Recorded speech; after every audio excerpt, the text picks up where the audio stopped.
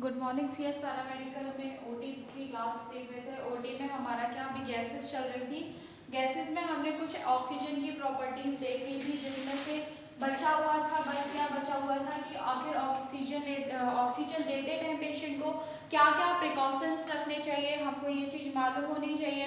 तो ओटी में जब पेशेंट को ऑक्सीजन देते हैं तो उसके लिए कुछ प्रिकॉशंस होते हैं, ठीक है, जो हमको मालूम होना चाहिए कि है ना। कुछ प्रिकॉशंस के बारे में हम समझेंगे तो क्या क्या प्रिकॉशन लेने चाहिए ऑक्सीजन गैस देने के लिए।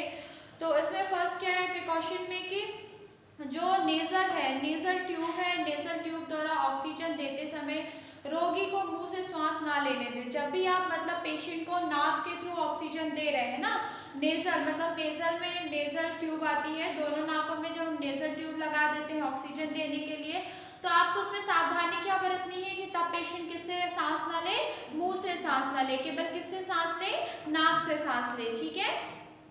और उसके बाद और कुछ मतलब जिसमें हम देख सकते हैं फ्लश प्रकार के सिलेंडरों में मशीन पर लगे पिनों को लगाने के लिए जो फ्लश लगे हुए होते हैं मशीन का सिलेंडर में, मैंने बताया था जहाँ पे फ्लश लगा हुआ था। फ्लश मतलब जिस बटन में पानी भरा हुआ होता है और एक उसमें एक ऑक्सीमीटर लगा होता है ना मेजरमेंट के लिए, तो उसको फंसाने के लिए सिलेंडर में 2 पिन लगी रहती है, तो उसमें ही फंसाया जाता है। बस नॉर्मल कुछ प्रिकॉशंस हमको देखने पड़ते हैं। उसके बाद हम देखेंगे measurement and dose. Measurement and dose का मतलब क्या है कि हमको किस पेशेंट को कितना ऑक्सीजन देना है ना, तो ये हमको मालूम होना चाहिए। तो ऑक्सीजन फ्लो को ऑक्सीजन मापी उपकरण में भरे पानी में उठने वाले बबल के रूप में देखा जाता है। तो जो ऑक्सीजन का एक ऑक्सीजन का एक मापने वाला यंत्र लगा हुआ होता है किसमें, ऑक्सीजन सिलेंडर में, है ना। तो उसमें वो शो करता रहता है कि हमको कितना लीटर क्या देना है, ऑक्सीजन देना है, ठीक है। तो उसके थ्रू ही हम पेशेंट को ऑक्सीजन देते हैं, ठीक है। तो किससे, जो मेजरमेंट के लिए एक वहाँ पे फ्लो लगा हुआ था, फ्लो मीटर हम बोलते हैं, मेजरमेंट फ्लो मीटर लगा हुआ था होता है, तो उससे ही देख के हम पेशेंट को क्या देते हैं, ऑक्सीजन देते हैं, ठीक है। और एक जो ऑक्सीजन फ्लो मीटर लगा हुआ होता है उसके बाजू में क्या लगा होता है, प्लास्टिक का बॉटल, जैसे ये ऑक्सीजन सिलेंडर हो गया, ठीक है। यहाँ पे एक फ्लो मीटर लगा हुआ होता है। फ्लो मीटर का मतलब यहाँ पे मेजरमेंट शो होता रहता है, 10, 20, 30, 40, 50 ऐसे करके होता रहता है। और जस्ट यहाँ एक नीचे में प्लास्टिक की बोतल लगी हुई होती है।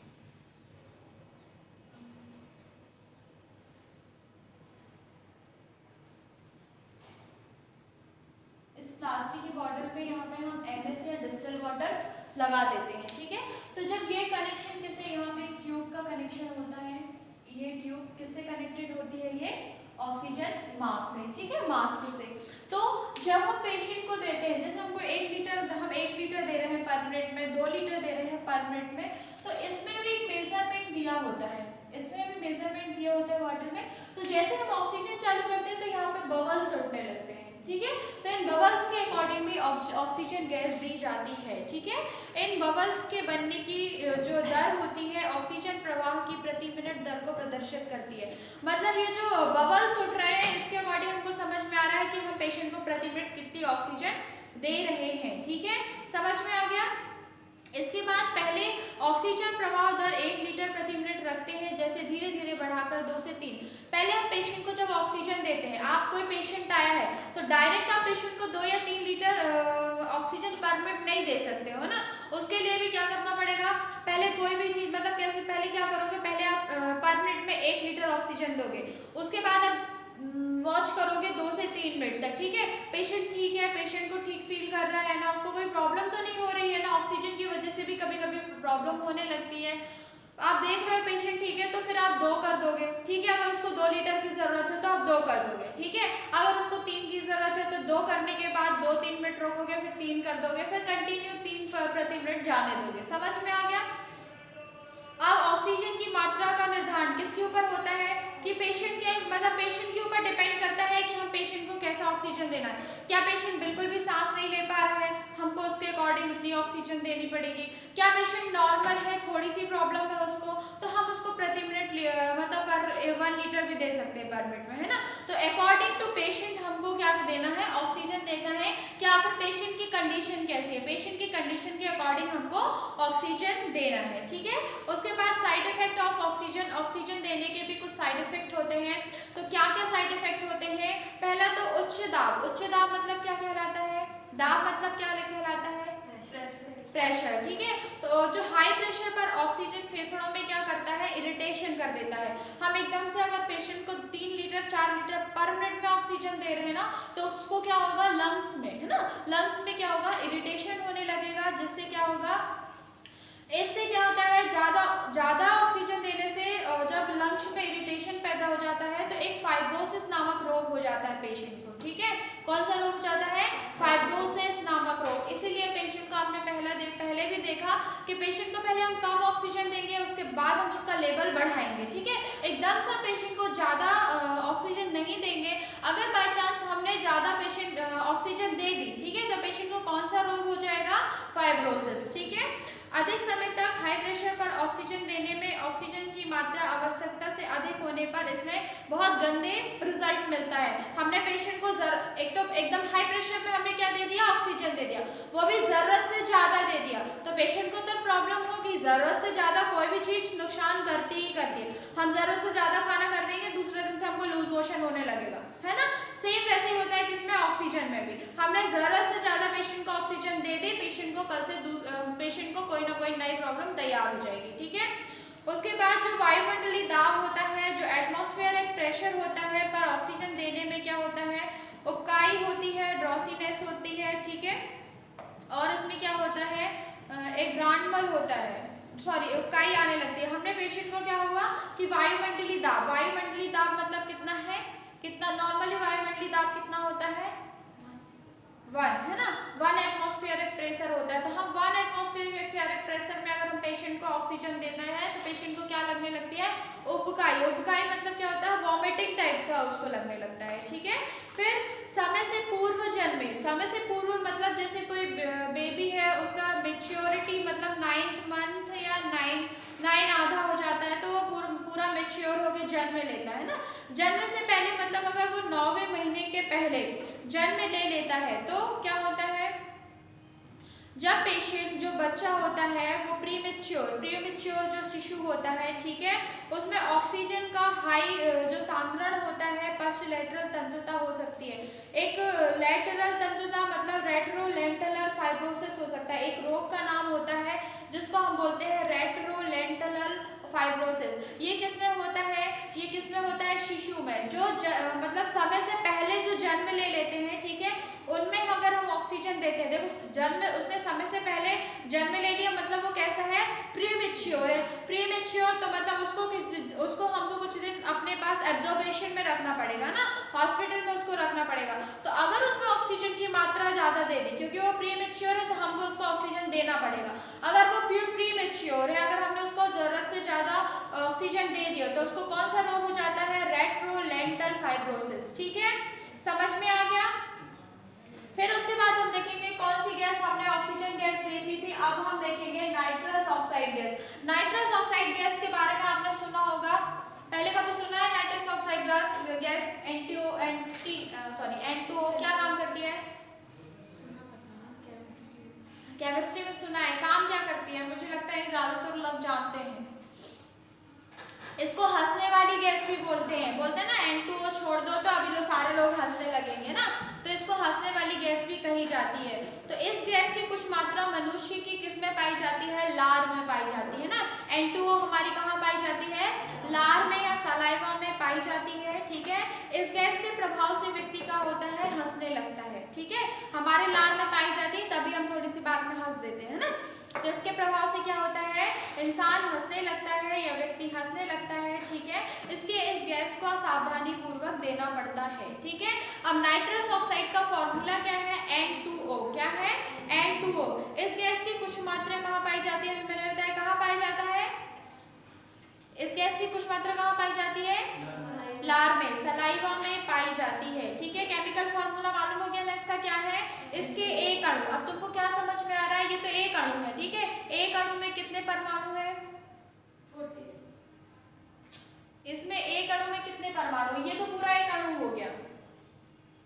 इसके एक अणु में 2 परमाणु नाइट्रोजन के हैं तथा एक परमाणु किसका है, ऑक्सीजन का है ना। तो 3 परमाणु है, 3 परमाणु किसका है, 2 नाइट्रोजन के हैं और एक ऑक्सीजन का है, ठीक है। उसके बाद इसकी अदर प्रॉपर्टीज देखते हैं। यह है जो ह्यूमन बॉडी का रक्त ब्लड प्लाज्मा होता है ना, तो ब्लड प्लाज्मा में यह अत्यधिक घुलनशील होता है। यह गैस अपने मूल रूप से तेजी से फेफड़ों द्वारा बाहर निकल जाती है। मतलब हमने पेशेंट को दिया, ठीक है, तो ये जैसा नाइट्रस ऑक्साइड गया तो ये लंग्स से बाहर भी निकल जाता है, ठीक है। और ये हमारे जो ब्लड प्लाज्मा होता है उसमें क्या हो जाता है, डिसॉल्व हो जाता है, जल घुलनशील होता है, ठीक है। अब यूज क्या होता है, हम इसका यूज देखेंगे तो यदि 20% ऑक्सीजन के साथ इसका उपयोग एनेस्थीसिया में किया जाता है, मतलब हमने 20% क्या ले लिया, ऑक्सीजन ले लिया, ठीक है। उसके अकॉर्डिंग हमने क्या ले लिया, N2O ले लिया। तो हम इसका मतलब N2O का अभी हम क्या देख रहे हैं, एनेस्थीसिया के लिए देख रहे हैं इनका यूज। अभी हमने ऑक्सीजन का यूज भी किसके लिए देखा था, एनेस्थीसिया के लिए। अब N2O का यूज भी हम किसके लिए देख रहे हैं, एनेस्थीसिया के लिए। तो यह 20% ऑक्सीजन के साथ इसका उपयोग किसके हम किसमें लेते हैं, एनेस्थीसिया में इसका यूज किया जाता है। और ये क्या काम करती है, ये मसल्स को रिलैक्स करती है। क्या करती है, ये मसल्स को, जब हम पेशेंट को क्या करते हैं, एनेस्थीसिया देते हैं, जीए वगैरह देते हैं ना, तो पेशेंट थोड़ा तो क्या हो जाता है, थोड़ा तो बेहोश हो जाता है, पर वो मतलब अपने हाथ पैर बहुत ज्यादा चलाता रहता है। जीए का, फुल जीए के पेशेंट में ज्यादा होता है कि वो अपना मसल्स पूरे टाइम चलाता रहता है, हाथ पैर में बहुत ज्यादा वो करता रहता है। तो उसकी मसल्स को रिलैक्स करने के लिए ये आराम से लेटा रहे, ठीक है। तो इसके लिए हम कौन सी गैस देते हैं, N2O गैस देते हैं। और किसके साथ दिया जाता है, ऑक्सीजन गैस के द्वारा किया जाता है, ठीक है। और इसके साथ प्रयोग होने वाली कौन कौन सी, इसके साथ मतलब इस गैस के साथ प्रयोग होने वाली कुछ और भी गैसेस होती हैं, कुछ और भी मेडिसिन होती है। जो फर्स्ट हो गया ईथर, दूसरा हो गया ट्राइक्लोरोएथाइलिन, ठीक है। तो दो औषधि इसके साथ, 2 मेडिसिन इसके साथ और यूज कर सकते हैं, किसके साथ, N2O के साथ। पहले तो हम ऑक्सीजन के साथ भी दे सकते हैं, 20% ऑक्सीजन के साथ हम इसको दे सकते हैं, प्लस हम इसके साथ ईथर तथा कौन सा, ट्राइक्लोरोएथाइलिन के साथ भी इसको यूज कर सकते हैं, ठीक है। अब हम इसका एडवांटेज देखेंगे। तो इसका एडवांटेज क्या है कि ये सबसे अधिक मतलब एनेस्थीसिया देने के लिए जो सबसे अच्छी दवा मानी जाती है वो कौन सी मानी जाती है, N2O क्यों मानी जाती है, क्योंकि ये मसल्स को रिलैक्स कर देती है। जब मसल्स रिलैक्स हो जाती है तो पेशेंट आराम से क्या हो जाता है, सो जाता है ना। तो ये बेहोशी के लिए सबसे, एनेस्थीसिया के लिए सबसे अच्छी मेडिसिन मानी गई है। यह सूंघने में अच्छी होती है, मतलब अगर हम इसको सूंघेंगे तो ये कैसी होगी, अच्छी होगा, मतलब क्या बोलेंगे उसको, स्मेल अच्छी होगी ना, स्मेल इसकी अच्छी होगी, ठीक है। और अतः प्रयोग के समय श्वसन मार्ग में जो हमारा जो नेजल कैविटी होती है, ये वाला जो पार्ट होता है ना, वहाँ पे क्या इरिटेशन नहीं होता है ना। जैसे ऑक्सीजन वगैरह लेते हैं ना, हम कभी किसी को ऑक्सीजन लगा होगा तो मालूम होगा, जब हम ऑक्सीजन लेते हैं तो हमारे जो अंदर ये वाला पार्ट होता है यहाँ पे बहुत ज्यादा खुजली टाइप से होने लगती है, इरिटेशन। पर जो N2O गैस होती है, इसको देने में पेशेंट को नोज में कोई भी इरिटेशन नहीं होता है, ठीक है। इसलिए पेशेंट क्या होता है, इरिटेशन ना होने के कारण पेशेंट क्या है, इसको आसानी से ले पाता है, आसानी से N2O गैस ले पाता है, ठीक है। यह गैस ब्लड प्रेशर को कम नहीं करती है, मतलब ये जो N2O गैस है, ये अगर किसी पेशेंट का बीपी बढ़ा हुआ है, हम N2O गैस दे रहे हैं, तो मतलब ये सोच के मत दो कि अगर ये हाइपर पेशेंट है तो इसका बीपी कम हो जाएगा, तो ये बीपी को कम नहीं करता है। यह गैस से बेहोशी के समय कोई भी कॉम्प्लिकेशन नहीं होता है ना। हमने N2O गैस दी तो हमको पेशेंट को कोई भी कॉम्प्लिकेशन नहीं होगी। समझ में आ गया। अब इसके बाद हम इसके कुछ डिसएडवांटेज देखो, जिसके एडवांटेज हो गए उसके डिसएडवांटेज होंगे। हमारे भी कुछ एडवांटेज है, कुछ डिसएडवांटेज है ना। तो इस गैस के भी कुछ डिसएडवांटेज है। यदि इस गैस को हम अकेले नहीं दे सकते, आप N2O गैस को सिंगल देके एनेस्थीसिया नहीं दे सकते, आपको N2O गैस के साथ कोई ना कोई मेडिसिन देनी पड़ेगी, या तो आप ईथर दे दो या तो आप ऑक्सीजन दे दो, है ना। तो कुछ मेडिसिन यूज करनी पड़ेगी, तभी जो हमारी मसल्स होती हैं वो रिलैक्स होती हैं, ठीक है।